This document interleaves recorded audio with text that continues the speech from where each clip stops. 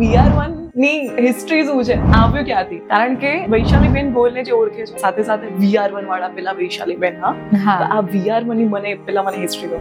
VR1 ની history એવી છે કે હું અને અશોકભાઈ જસાણી, હવે એક દિવસ મારા હસબન્ડના ફ્રેન્ડ અશોકભાઈ એટલે એક દિવસ એમને વાત થઈ, મારા વાઈફ છે પણ ઇવેન્ટ કરે છે બધી, તો અશોકભાઈ એવું કીધું કે અમારી ફેમિલીમાં અથવા મારા નજીકના અથવા જે મને ઓળખે છે એ લોકો બધાને માટે હું એમને પણ ઇવેન્ટ કરું જ છું અત્યારે. પછી એ લોકો વાત કરતા હતા કે ચલો ને ભેગા મળીને એક ઇવેન્ટ કંપની ચાલુ કરીએ, શરૂ કરીએ એમ.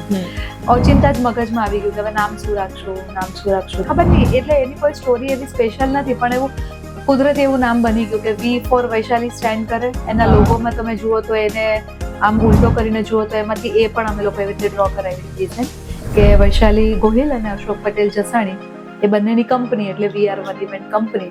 ઘણા બધા અમારા શોઝ એવા હોય કે જેમાં બહુ બધા આર્ટિસ્ટ હોય, એટલે બધાને લઈને સાથે ચાલીએ એવી એક ભાવના હતી.